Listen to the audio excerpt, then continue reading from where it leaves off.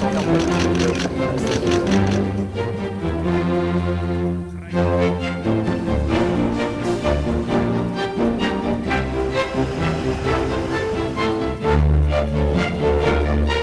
nuclear weapon.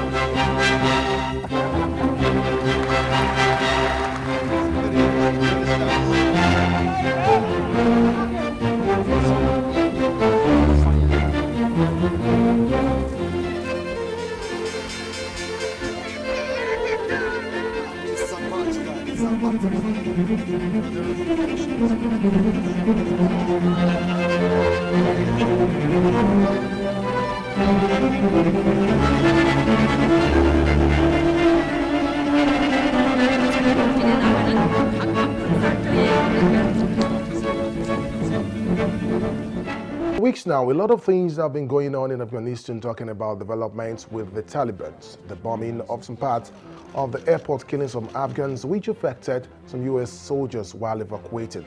Worthy of note is the final evacuation of the U.S. soldiers and nationals from the country.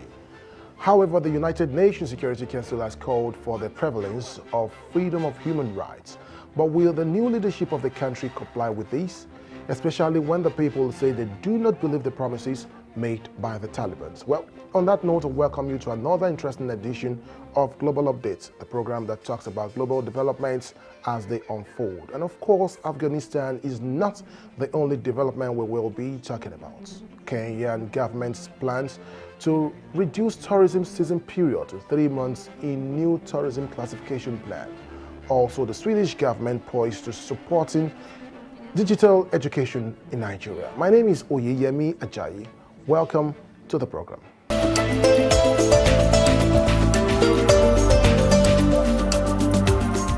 The United Nations Security Council has adopted a resolution on Afghanistan after the Taliban's return to power, focusing on counter-terrorism and humanitarian assistance.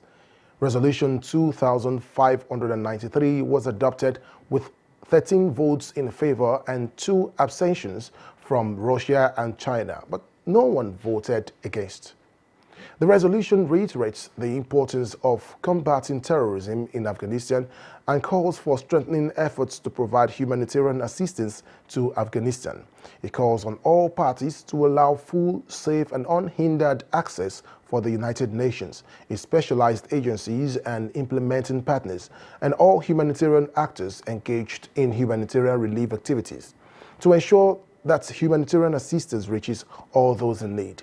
The resolution also affirms the importance of upholding human rights, including those of women, children, and minorities, and encourages all parties to seek an inclusive, negotiated political settlements.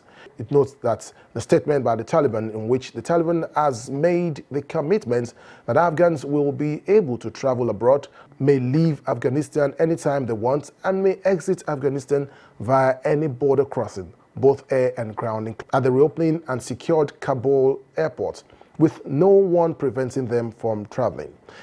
It calls on relevant parties to work with international partners to take steps in strengthening security and prevent further casualties, and requests that every effort be made to allow for the rapid and secure reopening of the Kabul airport and its surrounding areas. The Taliban has no option than to engage the international community. Like I said, Afghanistan is no longer of 2021 is no longer the Afghanistan of 20 years ago. A lot of socialization, a lot of political culture, political activities have stepped up in Afghanistan.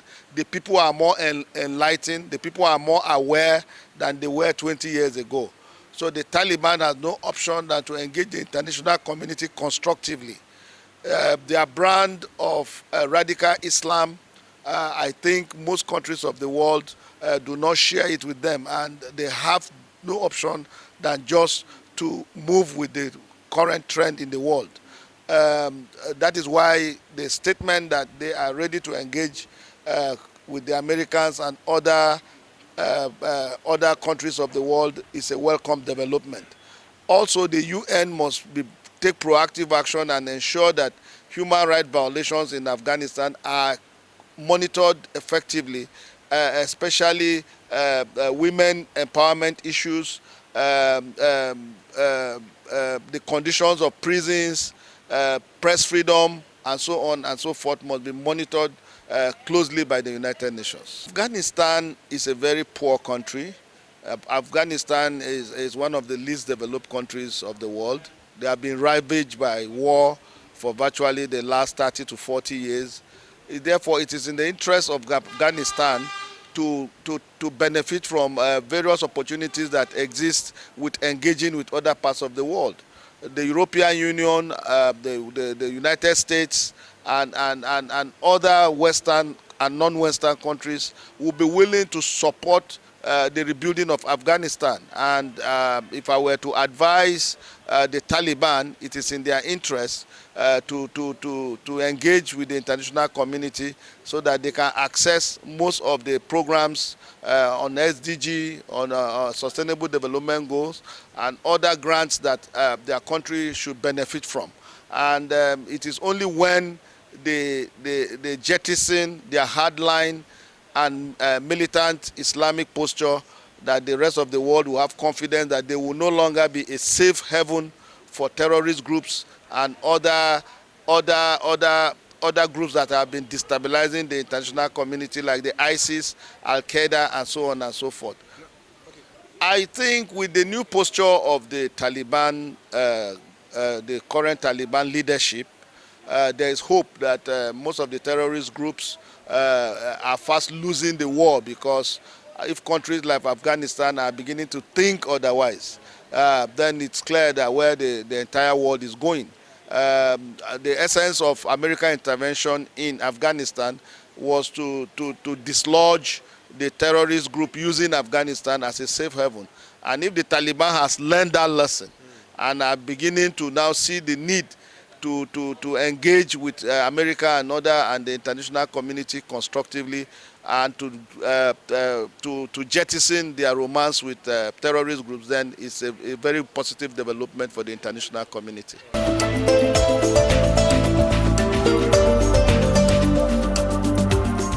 Right now, from there, we go on a short break, and when we return, a lot of stories await you. We'll be right back.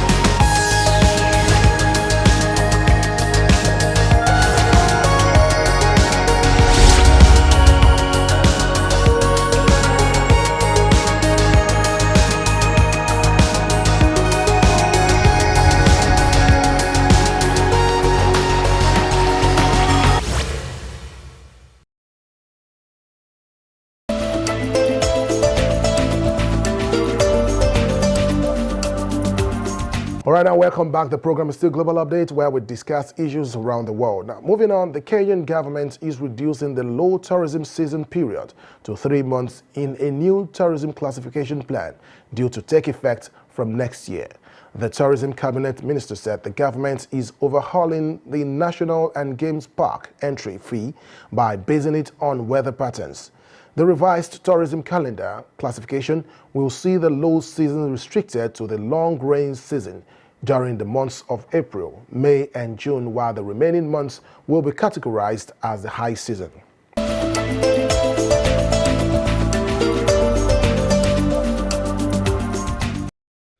In Kenya, the low tourist season is usually in April and May, while June to September, as well as January to March, are regarded as a peak season.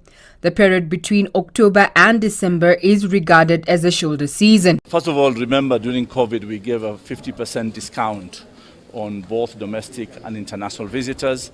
That discount has been extended to end of the year. And then we will revert into a new model. A new model of pricing of KWS parks will be now seasonal. The government is now revising this tourism calendar by restricting the low season to April, June and July, with the rest of the months now classified as tourism high season. High season ourselves is on the rainy season. So it's not about tour international or domestic market. If it's raining, you can go to the park. This comes in the wake of an intense charm offensive to woo domestic tourists, a niche that is currently contributing over 70% of the tourism industry earnings since the COVID-19 travel restrictions. But the biggest market that we highly appreciate is the domestic market. That has done wonderful, and it has sustained the economy so far. So far, Kenya has recorded 600,000 tourist arrivals in the first half of the year amid growing uncertainty over the COVID-19 pandemic. Balala also said his ministry has received 4 million shillings under the Tembo naming initiative that allows individuals and corporate entities to have an elephant named after them after contributing to the Wildlife Conservation Kitty. The money is going to go into the Conservation Trust Fund. This is a new fund we have created. It's going to be having its own board and chair independently, as well as regulations of how it's going to be managed. Because like this fundraising is done specifically for elephants, it will be ring-fenced only for elephants. The government has identified the domestic market as a niche market to keep the tourism industry afloat. As such, the extension of the 50% discount in park fees. So, it's your time to travel and sample why Kenya is an ideal tourist destination. I'm Regina Manyara reporting for the Prime Edition.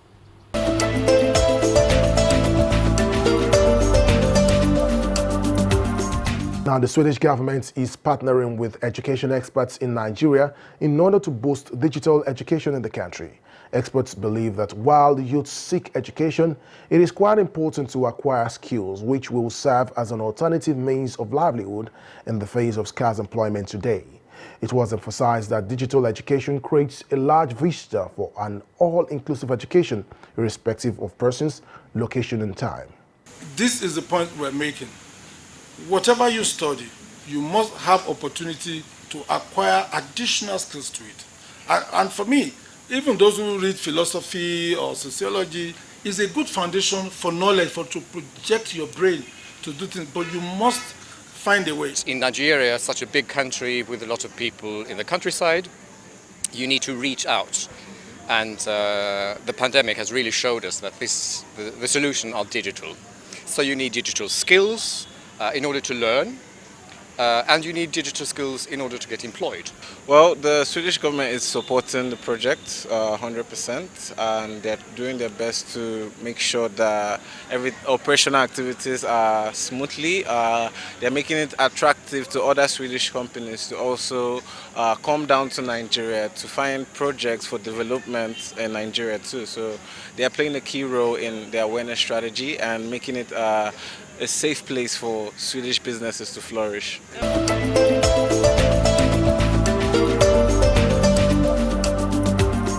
Moving on, South Africa's embattled restaurant industry is now struggling even more under COVID-19 restrictions as the country's ongoing lockdown since March 2020 has limited their operating hours and customer traffic, severely affecting numerous businesses. A restaurant called The Local Grill is in one of Johannesburg's trendy suburbs, used to have a large flow of customers. But after the country went into lockdown, restrictions have kept patrons away. South Africa is still in the grips of a third wave epidemic as the country's level 3 rules limit customer numbers, cut trading hours significantly amid several alcohol bans at restaurants. Alcohol is an important part of the restaurant industry as businesses barely take in enough customers to pay rent, staff and supplies to keep afloat. There were restrictions on the alcohol, like a complete shutdown on alcohol, or maybe you can only sell alcohol until 8. It tends to have an impact on our bottom line because, look, people don't come in here have a cup of tea and steak. You know, you want to come in here, have your nice bottle of wine and steak. Out the combination of alcohol and food sales and at least trading at 75% of our businesses, we simply can't reach break even. So it just means that our restaurants get into more and more debt.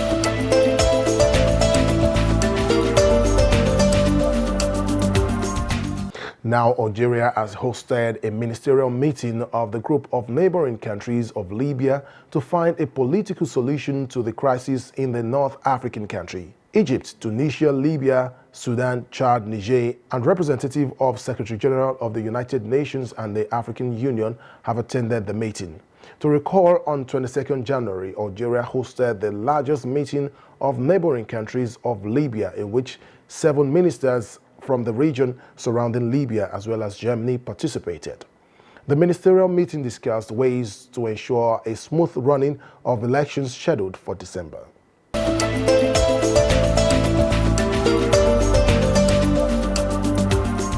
Countries neighboring Libya are calling for foreign fighters to be pulled out from the conflict-stricken North African nation.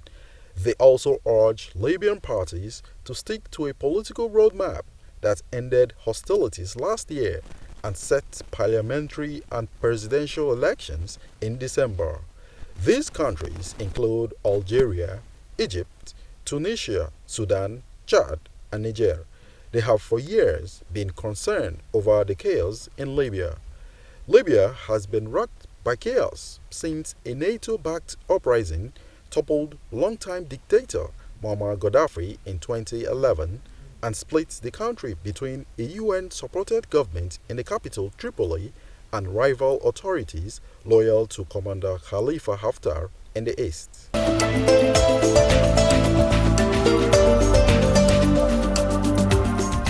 In Rwanda, people who took part in the COVID-19 vaccination programs say that being vaccinated increases their immunity and confidence in continuing businesses as usual.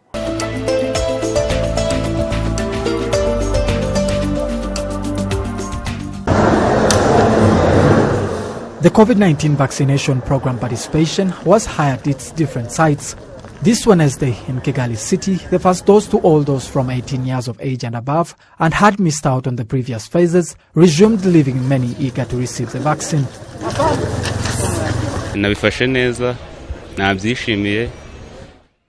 I am glad I have received this vaccine, as it will protect me and my friends, making me able to resume work without nothing to worry about. Some had missed out on the previous phases. Today, they were also not left out. There are times you plan to pass by during the lunch break. You end up missing out and you end up waiting for the other phase. In this phase, those who are being vaccinated are those who are 18 years of age or older. They are receiving the first dose, as others who took the first dose in early August are now receiving the second dose. According to the Ministry of Health, more than 1.5 million people have received the first dose of the vaccine in the country since the start of the vaccination program, while hundreds of thousands have received the second dose.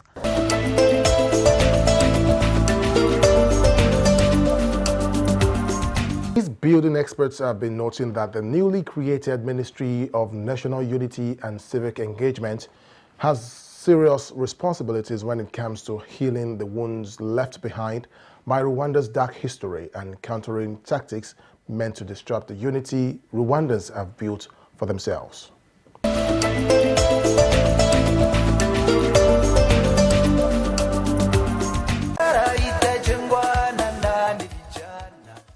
A cabinet meeting back in July this year approved the creation of the Ministry of National Unity and Civic Engagement, and on the 31st of August, the decision that Dr. Jean Damascene Bizimana should head it was made public.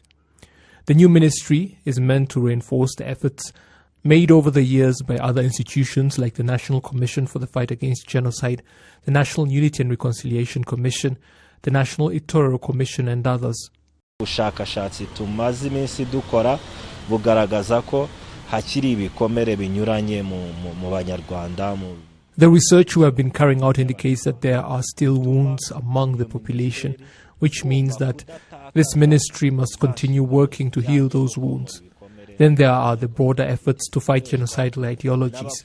The tactics used by those who deny and negate the genocide that was perpetrated against the Tutsi must be established and countered, and research carried out so that the facts of what happened are properly preserved, that we may continue building up our society while at the same time countering anything that may seek to take us backwards. Dukomeze kubaka societe yacu ariko tunahangana n'icyari cyo cyose cyadusubiza inyuma. The 2020 Rwanda Reconciliation Barometer released by the National Unity and Reconciliation Commission showed that 27% of people in the country identify the wounds left behind by the policies of divisionism and segregation that ultimately led to the genocide against the Tutsi as remaining the primary hindrances to unity and reconciliation. Rwandan parliamentarians, part of the Standing Committee on Unity, Human Rights and the Fight Against Genocide, therefore believe Rwandan youth, including those in the diaspora, must be involved in efforts to address this. buriya iyo ushaka kubaka amahoro arambye n'iterambere rirambye ntabwo wasiga inyuma urubyiruko. When you want to build a long-term peace and development, you cannot ignore the youth. Though I expect this new ministry will look at all age groups in its drive to promote unity, it cannot afford to leave out young people especially. I say this because young people make up a large portion of the population, but they did not experience the terrible past this country had to endure. Transforming them would be building up a peaceful society. Much has already been done, but more needs to be done in the diaspora, because many remain abroad, not because they want to, but do so because all they hear are the genocidal ideologies propagated by their parents and do not have accurate information about Rwanda. The man that is to head the new ministry understands the challenges that lie before him. The problem of genocidal ideologies is still evident, and you can see it in the figures of the judicial sector. The fact that between 100 and 200 people each year are investigated because of such crimes shows us that even though we have been making progress, there are still those held captive by that bad history. Sometimes you find young people included, and obviously they get such ideologies from their families. That will therefore require coordinating with the Ministry of Gender and Family Promotion to ensure that the sort of upbringing children get is truly based on Rwandan cultural values, and that all Rwandans understand that they need to love their country because it belongs to all of them, not just a few individuals.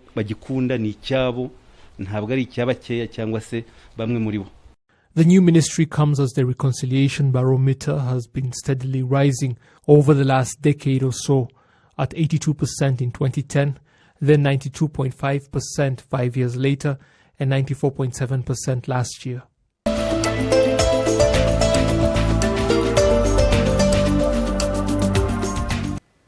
Now to Zambia. With the victory of the new President Hakainde Hichilema, he has promised better security as well as strengthen the geographical integrity and sovereignty of the country. True to his words while swinging to action, the president has sworn in new service chiefs to steer the security architecture of the country.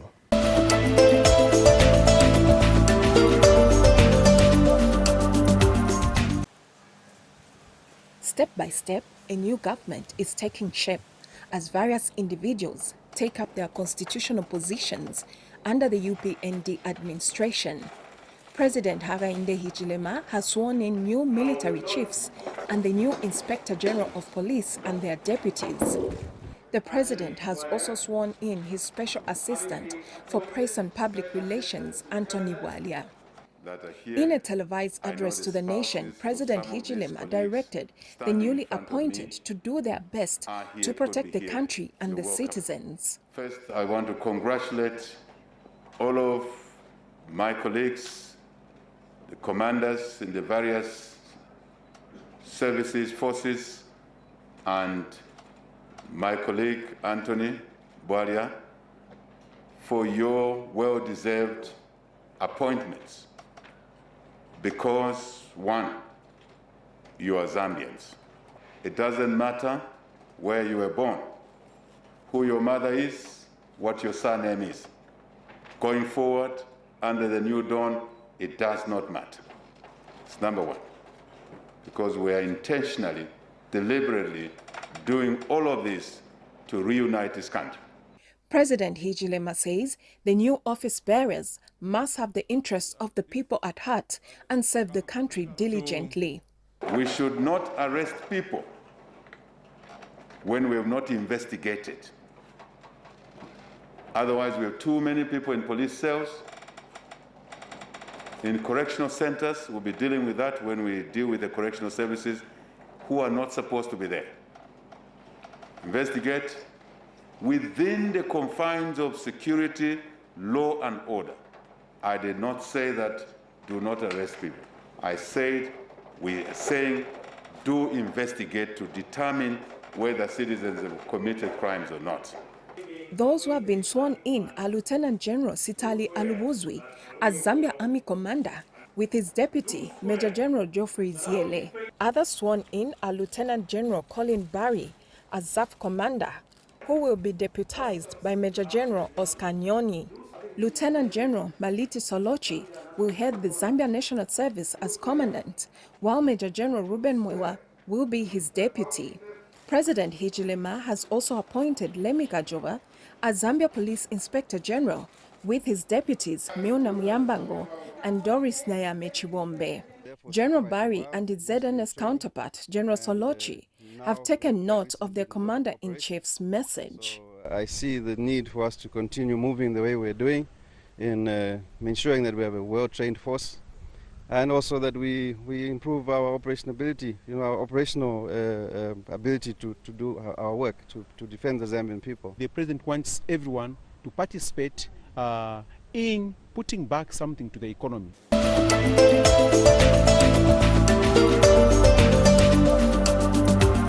And that's Global Update this week. Join us again some other time as we discuss global issues as they unfold. Join us again on NTA News 24 as we bring to you updates from the global scene in the course of the week. My name is Oyeyemi Ajayi. Bye for now.